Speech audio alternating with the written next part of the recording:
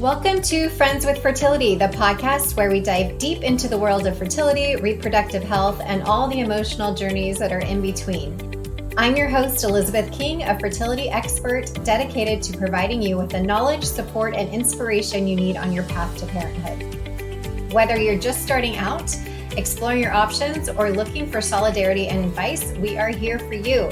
Let's embark on this journey together and turn uncertainty into empowerment and make friends with fertility. Let's get started.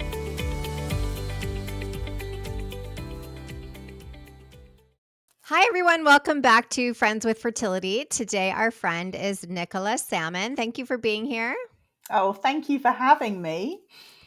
I'll let you kind of give your own intro a bit because I don't want to miss anything here because I feel like it's such an important topic. So why don't you give our audience a little bit about who you are? Absolutely. So, if you can tell from my accent, I live in the UK. I'm what I call a fat positive fertility specialist, which basically means that I help fat folks who want to get pregnant navigate all that stuff without weight loss and dieting, which is very different to a lot of people's approach when it comes to folks in bigger bodies who want to get pregnant. I've written a book called Fat and Fertile. I have done lots of training and lots of research into this topic. There aren't really any formal qualifications that you can get to be a fat positive fertility specialist. But I have a background in medical engineering, if you'll believe that. And that is a whole other kind of kettle of fish. But yeah, I've got like medical training in my background and research, which is why I've kind of ended up in the sphere of talking about weight inclusive healthcare in the fertility sector. Amazing. It's such an important topic because I feel like one of the main things when you get to the doctor's office, depending how overweight you are, it's always you might want to try to lose some weight before you start your process, right? And It's so common for people is just to that be turned common away. for the UK as well? Like a kind of Yes, go-to situation of, well, let's start there kind of thing? 100%. I feel like most doctors have gone through medical school and their careers assuming this kind of foundational belief that fat is bad, that fat is wrong, that we need to make everybody's body smaller. And that is the very same belief that they come to fertility care with, that it's the person who's in a bigger body's fault that they're that size and that they need to make themselves smaller before they can access any kind of help or support with getting pregnant. Right. And let me just address first off just the fat positive word, fat as a word. Like, Mm-hmm. is that a thing as far as being tiptoed around or not? Like, I know in my household because I grew up in a very body image conscious situation. And so it wasn't a healthy environment. So I really am overly sensitive for my kids not to be calling each other fat or saying any words like that because I just don't want food to be an issue. I don't want body image to be an issue. I just don't want it to exist in my house because it did when I was young and it caused a lot of damage. Is that word itself, fat, like an issue with people now or not? Like maybe it's just my own thing because of the baggage that I come to the table with, and I completely own that. But as a general statement, is that something that's politically correct or not? Or how do we navigate that with people Oh, to be considerate? it's such a great question. And it's one that I am super intentional about. So I use the word fat really intentionally in my business as it's a word that I've reclaimed for my own body. When we kind of break down the word fat, it doesn't really mean anything kind of literally beyond, having fat cells, being in a bigger Right. body. Like it's a totally neutral word, as in the same way that tall or short is. But we have, as humans, applied so much meaning to it and so much morality around it. So we use it as shorthand to mean like greedy or unmotivated or ugly. Like there's so many layers that we put on top of that. And I know so many people have a history of that word being weaponized against them, me included, right? Like there's so many memories that I have of being smaller and like younger and having that word used to bully me. So in a way, it's an act of like reclamation in terms of like Good it's for more you. of an activist kind of phrase, and one that a lot of other activists use within that space. It's a word I use generally to describe people. I don't ever use it to describe an individual without their consent and without having that, discussion around what words they feel comfortable with. But for me, it's almost part of the work of making being fat more normal, more acceptable, not something that we should shy away from, because it is a totally neutral word. And there are some words that aren't neutral. So, for example, the term that's often used in the medical world is obese and obesity. Mm. That, in its Latin roots, means something like to eat until, like deathly overweight. Like it means something very different and has these really negative medicalized connotations around making fatness an illness and having to be fixed or cured, this kind of pandemic that we have of obesity. So Mhm. language can be really like important when we talk about this. But I'm the same with my kids, right? Like I talk about this really openly with them. I tell them that fat is not a bad word, but also in the same way, they cannot use it to describe other people's bodies. The Mm. rule that we have is we just don't talk about other people's bodies because that's the least interesting thing about them. So Right. we have different boundaries around that, and they're very aware that that word can be hurtful to people and why that is and why that's problematic in itself. So, yeah, it's Mhm. definitely complicated, but It really is. interesting. I know it, and it's so sad that it's so complicated because it Mm, shouldn't be. And e- even from one of my children, his baby pictures, he is a fat baby. Like there's no ins and outs about it. But also, he was healthy, and so that's what I say when they're looking at his picture and they're laughing. I'm like, he was healthy. And he was, he wasn't mm, eating anything different than everybody was. They all ate the same, 6 ounces every 3 hours and whatever. His body just is different, and he yeah. was healthy. And I mean, they're so young, so they don't quite understand that, but it is a constant struggle, I feel like, to normalize a situation of recognizing you're just different, but you're healthy. And what is the line when you're not healthy? And I always say that person knows if they're not healthy. But as Mm, far as we know, they're healthy. And that kind of leads me to the fertility side of things. Of I've had so many clients come to me over the years. I will happily say all which have babies now, yay. which is proof to say that don't let somebody tell you that this is a reason that you're not going to be able to get pregnant. There's a Mm-hmm. lot of thinner people that are having just the same issues, is what I tell them, right? And there's a lot of people that are too thin that they're going to tell the same issues to that have babies too. So Mm-hmm. everybody's body is individual, and we need to find what the root cause is of you struggling with fertility.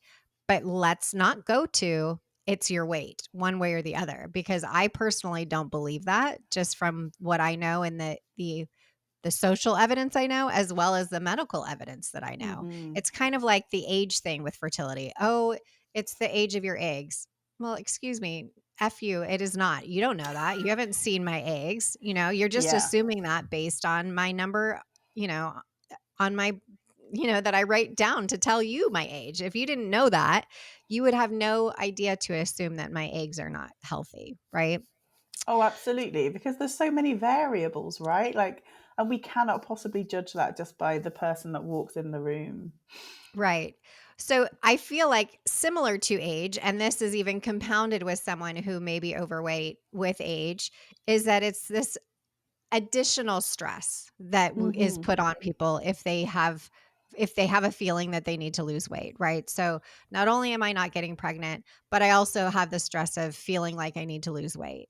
Yeah. And, you know, then we get into a whole nother level of stress in which I believe prevents us from getting to the end result of what we want, right? So, Absolutely. how do you approach it with people? I know how I've approached it with clients that are overweight, but tell us because I know you've helped thousands of people as well, how that specialize just in this, Mm-hmm. which I think is amazing. What is the narrative that you tell them, and how do you go about essentially we need to retrain their brain to think they are absolutely okay in the way that they are, and it's so I'll let you tell how you work with clients. I'll So get off my soapbox. no, I'm right here with you on that soapbox. So in the same way, like it exactly the same work. It's finding that root cause of what is going on. And the extra layer for fat folks is that they often don't get access to that testing of like doing investigations and figuring out what the problem might be. Like I've had clients who've been on this journey for 8, 9 years and they were not getting anywhere. They weren't being able to get tests or treatments. And they found out eventually by being able to work with a clinic that I put them in touch with them with that their fallopian tubes were blocked. So they were never going to get pregnant It's so naturally. sad. But they wasted all that time thinking it was their body when actually there was Ugh. something that Oh, was, physiologically that oh, needed that's they so needed support frustrating. with. It is, and it happens so often, even for people who they know it's a male factor issue and they can't access IVF because they're in a bigger body. Like, is it's wild how these situations can pop up where it's so obvious that there's something that needs to happen and they're not being able to access the treatment that they need.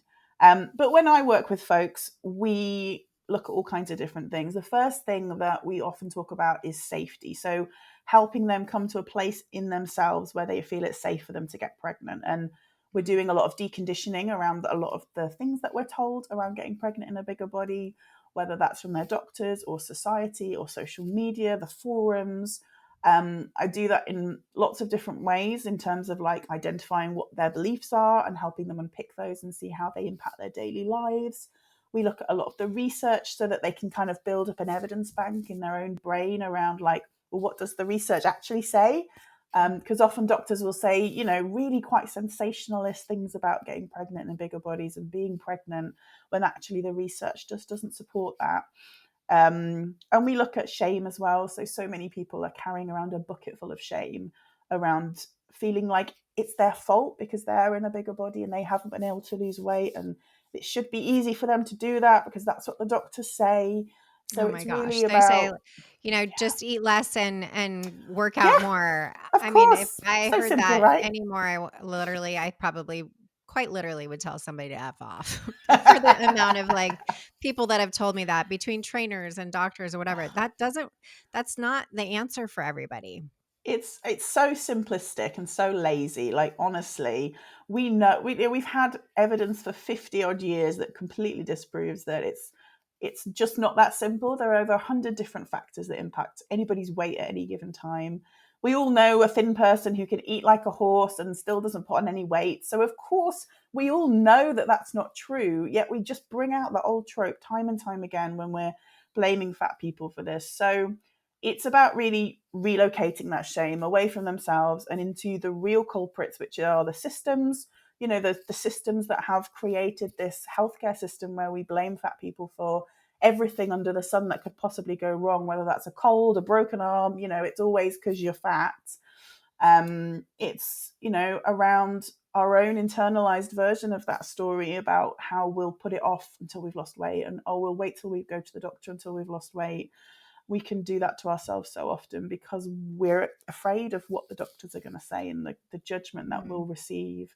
It's the isolation that we experience because we feel it's unsafe to talk about this stuff for fear of that judgment and shame again. So there's lots of culprits as to where that shame comes from, but helping people understand that it's not their fault and actually giving them the real system to blame can be really powerful because it gives them that permission to move forward and to be like, yes, I actually can do this and it's okay to want this and get all the support and have community around them, which can be really powerful too.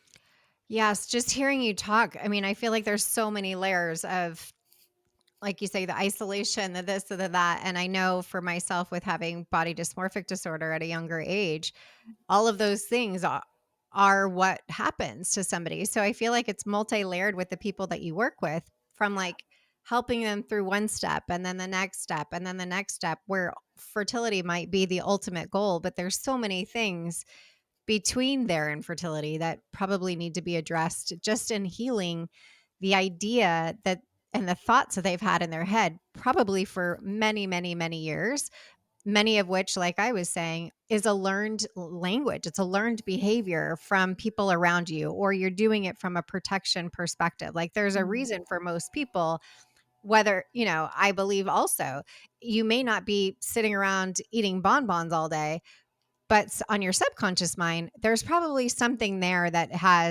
is protecting you from that, which I'll use myself in as an example. No matter, I ran a marathon, literally trained for a marathon and could not lose weight. My body was not in a state to lose it, no matter what I Mm. was doing, right? There was a reason that it was there and it was happening there. And it was more than just getting in the gym for 2 hours a day and not and starving myself, right? Even then my body was like, nope, we're not going to let that happen for you.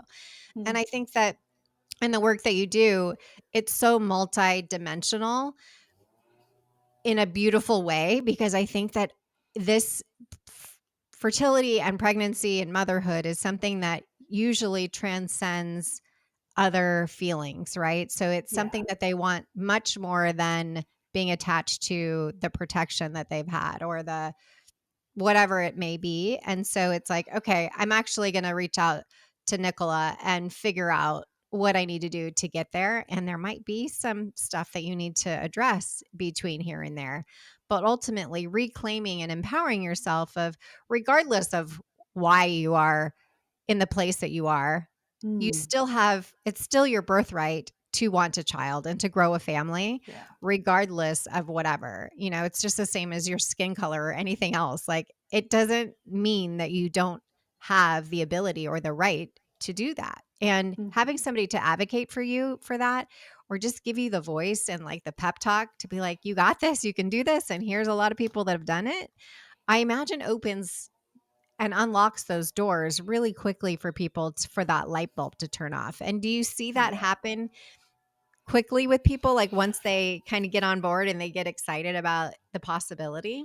Definitely. As soon as they see somebody else who's been through that experience, who's walked that walk, they immediately feel like it's possible and that they can see that spark of hope again, because it's Mhm. so isolating. People think that they are the only one going through this, which seems wild because there are so many people in bigger bodies who are experiencing this, but because of that fear of talking about it. And we just, there are clinics over here that just have the BMI restrictions. I know it's the same where you are.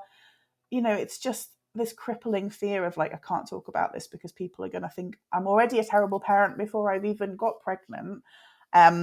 That they are feel so isolated and that it's never going to happen for them. And then they hear about other people's stories and the success stories, and like so many people, people in fat bodies have been getting pregnant for millennia, but we forget, right, that this is totally boring and ordinary, even though it's like the biggest miracle. Like it's happens all the time, every day for folks of all bodies. So it's just giving them that spark of hope back, and then they can see the possibilities, and then they can get a little bit excited about it again, because I don't think they ever feel that excitement when they're stuck in that shame spiral. It's like, even when they're like at the beginning of like, oh, maybe we're ready to, start trying and we want to get pregnant. There's not that same excitement, I think, for them, because they've always got that underlying fear and that panic and that nervousness. So it's really nice to see them kind of have a little bit of hope and get excited and be like, this could happen for us, and maybe it's not going to be this awful thing that we're told it will be. And I think just having the courage to be excited to begin to start that journey also probably has you feel you need to put the brakes on a little bit, because if you bring that up to your general practitioner doctor, you, like you said, you probably know what they're going to say, right? Mm-hmm. Go home, get on a diet for a little while, and then come back and talk to us, as opposed just to being open about that. And you mentioned that there's a clinic that you send people to. Is that a clinic that you've built a relationship with, that they understand the process of working with people in bigger bodies, and so they're more open to that? Or because I feel like that really is the key, right? Mm. We need to partner with physicians that are open to saying, as I call it, let's check the lay of the land. Is Yeah. your uterus good? Is your fallopian tubes open? Is structurally everything okay? Yes? Okay, great. At least we know we have all of that checked off. Hmm. But for some people, you know, you even can't even do that until you've tried for 6 months or a year, depending on your age. And I imagine from the weight perspective, let alone if we get insurance involved, right? I'm sure Oh insurance God. will say, we're not going to talk to you until you get to a certain weight, which is the same thing for here in the United States with any comorbidity, you know, whether it's heart disease or whatever. There that's always the blanket statement of There's always a way to get out of paying for it, right? yeah. So is there doctors that you feel are understanding this and helping people to step forward into this Mm. and breaking down that stigma or not so much? There are a few. Okay. It's massive spectrum. There are some Mhm. clinics that I can recommend to folks where they have higher BMI limits, but they're still likely to talk about weight or diets. But it's still an accessible thing, like it's still an option. Mhm. Um, then there are clinics that are more forward thinking. There are a couple in the US. So what I tend to do is I have a long list on my website of clinics that folks have recommended to me where they've had a positive experience. And I share that freely with people so that they can go That's so on, look great. in their state or their country and find out where people have had a positive experience, where might they, get one, and see like what their attitudes have been. People share different amounts of information. Some people share like how the whole experience was, what their BMI was, so give it people context. And others have just said, yeah, this is a good clinic. So it's just giving people that access to information where they might possibly get a positive response. And sometimes it isn't a cozy, fuzzy, wonderful experience that it should be, but it is a case of them being able to access it rather than not access it. So it's just knowing it, no, going in, having your eyes open and knowing what you're going to expect, being prepared for that, and being able to advocate for the care that you need. Which is step 1, right? I always Mm-hmm. say, like, Mm-hmm. I don't need my doctor to be warm and fuzzy, I just need them to get me pregnant, you know, like, it depends, and everybody's different. Some people really do want that really good bedside manner, and I think it, again, depends on where you're at. When I was at Mm, my age doing it, I just wanted somebody to help me get to where I needed to be. I didn't need them to be my best friend, whereas I think it's similar to people in bigger bodies as well, like, just somebody who's educated in this field that is willing to help me, I'm happy to go to, absolutely. right? Like, Yeah. I don't need you to be super this or that. Just take a look and see what's going on. Yeah, and there are many layers to it. I think fat people who've, maybe if they've had different experiences with their doctors are often expecting the worst. So they, have a really low baseline in what acceptable level of care is because of the way they have been experienced it in the past. So having some empathy is good, like if that's possible, but often it's literally just who's closest in the vicinity, who covers your insurance if that's an option, and just figuring out what your choices are because there is a limited choice and it is about deciding, financially what your options are, geographically, and what makes the best sense for you in terms of what is your priority in your care. Right. I feel like we would hope that doctors in general going into that field would have some level of empathy, but I've recognized that that's not the case.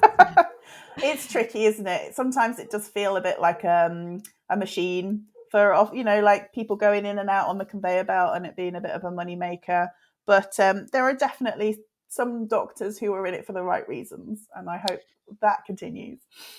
I know here in the States, there are quite a few REs that are now prescribing Ozempic, and I don't know Hmm. the term, the GLP-1s, I don't know what Yeah, it's called you exactly. got it. Is that happening there as well? Yeah, unfortunately it is, and it's a tricky one because those medications can be really useful for folks. For example, if they've got diabetes, if there are issues with blood sugar levels, it's really useful, really important. But people need to be aware that you need to be off that medication for at least 1 to 2 months before you get pregnant because the studies that we have, and we obviously have very limited studies in regards to pregnant people because it's really unethical to do medical studies on pregnant people. But the studies that they have in rats show that there could potentially be issues during pregnancy, and we obviously don't want that. Of course. So we the guidance from the manufacturer on the product information leaflet is that you need to stop taking it at least 1 to 2 months before. And I think some clinics are great, and if they're recommending it, they're making sure they are recommending it appropriately. But I have heard some experiences of clinics being very blasé about it and just being like, oh no, you can take it through. And that's where it becomes really problematic, because this basically just becomes a big experiment on these people then, which is not acceptable. For sure. And I think you're not for most people, they're not addressing the underlying issue, right? Like Mm, of what is it that is causing their body to be bigger and what have you done? They're not really just like for me when I walked in, they didn't ask me about my gut health. They didn't ask me about anything else about my mm, body. And I feel like it's the same there as far as just looking at the weight itself on a scale and saying, "Okay, here you need to do this, come back later and then we'll talk later." And we don't yeah. really have later in these situations often, right? I mean, No. time is of the essence The essentially. sooner the better, right? Always the sooner the better when it comes to Yes, fertility. And I feel that I understand that if they see weight as the problem, then like things like Ozempic could make sense to be a solution, right? But we know from the research that it's only ever a short-term measure. It is basically just turning off your brain's desire to eat so that you're basically restricting calories. It's just a different form of restriction. And we know that when people stop taking it, that they often put the weight back on. And even when they're still taking the medication, there's research to show that the weight will increase again after a period of time. So it's only ever a short-term measure. It comes with a whole host of side effects, some of which are more tolerable than others, a lot of gastrointestinal stuff. And what we know from a lot of studies is that like severe calorie restriction while you're in that preconception phase can be really harmful as well. So it's again a lot more complicated than just, oh, take this medication to lose weight and then, your fertility will magically be better. It's so much more complicated than that. well, even people here, there's, the Ozempic babies that people have been Mm-hmm. on Ozempic and accidentally gotten pregnant, and it's not that way. There's a medical, you know, in intervention, so to speak, of Mm-hmm. what is happening with other drug interactions that in most cases Yes. is causing that to happen. So it's not like, oh, you take Ozempic and you get pregnant. That is not the narrative at all. It's so much more scary than it sounds, Right. right? Ozempic babies, like oral contraception not working, that is scary. Right. Like your meds not working properly because it stopped the absorption of them in your stomach, that is something we need to be It's a really worried problem. about. Mm-hmm. Right. So I think that's been another narrative we've been trying to change is don't rush out to your doctor to get on Ozempic because you want to get Mm-mm. pregnant. That is not the answer of Mm-mm. what you're trying to get at. So I just want to say that as a public service announcement. This is Yes, not again and the again. answer for what we're trying Please. to get at. Um, so tell us a little bit about your specific story and because Mm. I know you have some little ones. Well, how did that go for you? So I often talk about it almost like a bit of a fertility journey in reverse. So when I was 16, I was diagnosed with polycystic ovarian syndrome, or PCOS, and the doctor said I would never be able to get pregnant. And that was based on some blood results, which, I would very seriously question their doctor opinion right now. But that's what they said at the time. I had no reason to not believe them. So I grew up thinking that it would be really difficult for me to get pregnant. I spent my teens, my 20s trying to lose weight, losing weight, gaining weight, the whole kind of yo yo dieting, weight cycling. And then I met my husband. We decided we wanted to start trying. And I got pregnant really quickly. And I was terrified because I thought that I'd have more time. If I could just do that one more crash diet, that would be okay. And then I'd be all right. That didn't happen. We got pregnant. I thought every single thing that could go wrong was going to go wrong. It didn't. Nothing happened. Totally boring, totally ordinary. Totally Um, amazing. yes, incredible. But I was so anxious through my whole pregnancy because I was expecting everything to go wrong. How old Um, were you? 29. So, Okay. yeah, average age. And it was when I was around maybe like a couple of weeks before I was due. I'd been pushing for like having a home birth and a water birth, and they kept putting me off and putting me off. And then I finally was like, no, this is what I want. And they said, well, you'll have to go in and talk to like the head of the maternity unit to get permission. And that was the most terrifying thing for me because I'd never advocated for health in my life. I didn't have no idea what I was doing. But I found some research that said that actually folks in bigger bodies can absolutely do those things. So I went in with my research. I advocated for myself the very first time at 29. And yeah, she said yes, which was amazing. And I didn't get the birth that I wanted because of other things that happened, as they often do during birth.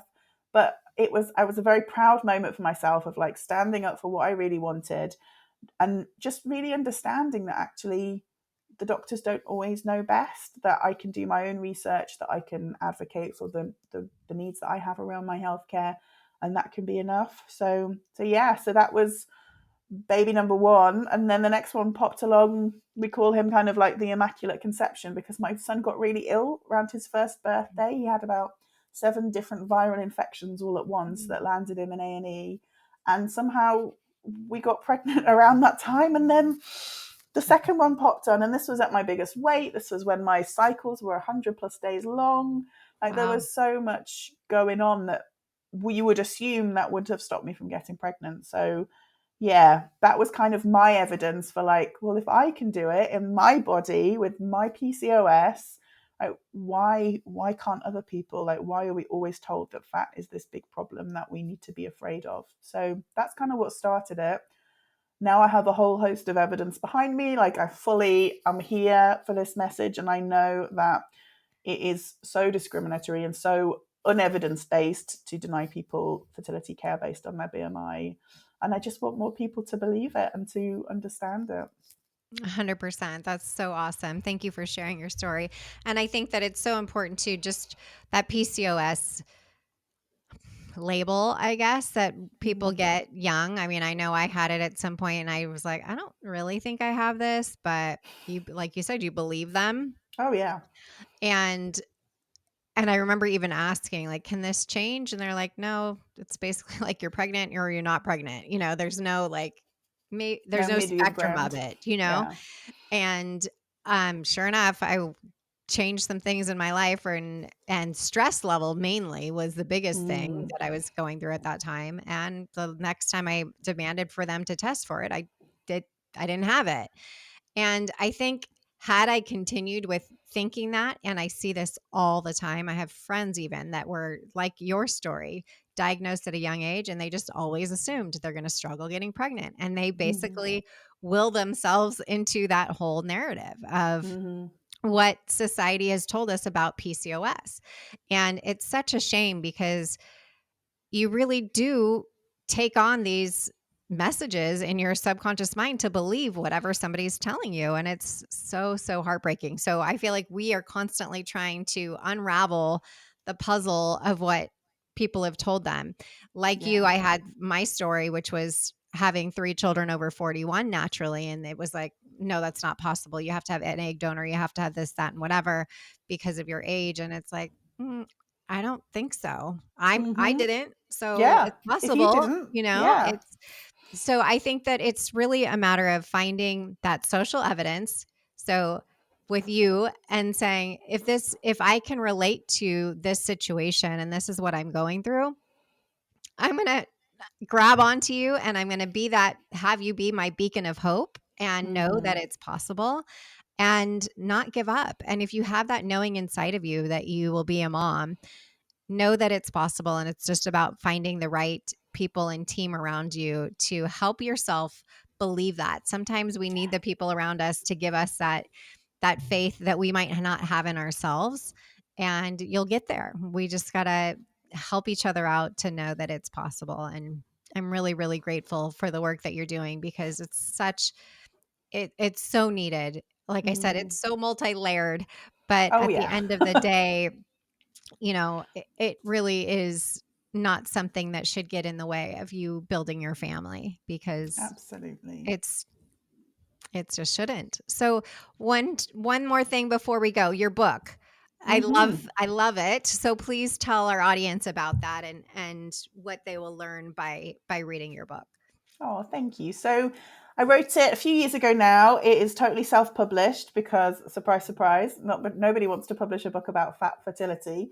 Um, but it is basically a mixture of my own story, my coaching techniques, and some research all bundled up in a great big kind of hug in a book, I like to call Aw. it. So basically, yeah, it is just like listening to me speaking, and talking about some things that will help move you forward through these beliefs and ideas, some of the research that I found along the way to support you in building up your belief in yourself. And yeah, just navigating through some of the trials and tribulations of that fat folks often face when they want to get pregnant.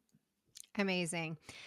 But again, I'm thinking of something else before we go, and I know I keep pushing this on, but it's so important, and It maybe is. I'm more tied to it because I've had my own Mm. issues mentally with it, so I feel like there's a bit of relatability for me in some way. But I think I have seen so many people pay over $10,000 to work with a fertility diet coach Hmm. to have them to lose weight, or maybe it's not even lose weight, but get pregnant. And it ends up causing them so much stress because they're like, I can't eat this. I can't eat that. I can't go out with my friends. I'm not supposed to do this, et cetera, et cetera. And so they end up getting in a worse state, honestly, Mm. by the time they get to me, because they're even more in their head about food shaming, and or Yeah. if I would have not eat this piece of cake, or if I didn't Mm. have this, glass of wine, or whatever it may be. And we work for 2 months together and they end up being pregnant because I base my thing is we just want to watch the foods that you have food sensitivities to. What are you Yeah. allergic to? What's causing inflammation in your body? Anything else, that's not going to move the needle. Maybe Hmm. some people get lucky if they avoid gluten, dairy, and sugar, but that's not the answer, in my opinion. Now, let me No. state that because 100%. that's it's more about your food sensitivities and what your body has reactions to. We know that our eggs and our cells, for that matter, react to inflammation, and when they're Hmm. inflamed, then we have other issues going on. One of which is it affects the eggs. So please don't go on any of these in or pay lots of money to Mm. fertility diets uh, No. that are telling you one thing. Now, if you feel better by doing that, then that's great. Like if your body just feels better like that, wonderful. But what I see most of the time is it becomes a mental fight Yeah. against themselves, and it causes more stress. And those babies want to come to people that are having fun and living life and enjoying life. And if that means having a piece of pizza and some cake, have that. That's not going to be the game changer of whether your baby comes or not. So No. I just want to leave with that because I see it so, so often. And it's really a matter of finding Nicola, finding somebody who can walk you through the process of what's good for your body, what makes you Hmm. feel good, and knowing that it's possible rather than cutting things out that don't need to be cut out of your life. If it, so we'll Oh, leave I with love that. that. Thank you. I love that. And yeah, the one food rule that I always give to people is that I want them to eat enough. And that is it, full stop. Because we are Right. so used to restricting ourselves. And yeah, people just That need to is eat enough food. And that is going to, lead to safer body, safer safer baby. brain, safer baby. Absolutely. Yes. Well, thank you so much for being on today. I really enjoyed Thank our you for conversation. having me. Where can everybody find you? So I am over on Instagram at Fat Positive Fertility, and if you want to check out any of my resources, the clinic thing I mentioned, it's all on my website at nicolasalmon.co.uk. Fantastic. Thanks so much, Nicola. Take care. Thank you. Thank you for joining us on this episode of Friends with Fertility. We hope that you found the stories, insights, and tips as inspiring and informative as we did. Remember, you are not alone on this journey. Your friends with fertility are here for you.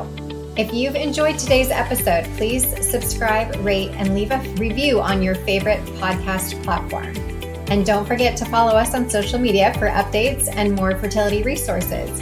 Until next time, stay hopeful and keep believing in your journey, and know that we are sending you lots of love.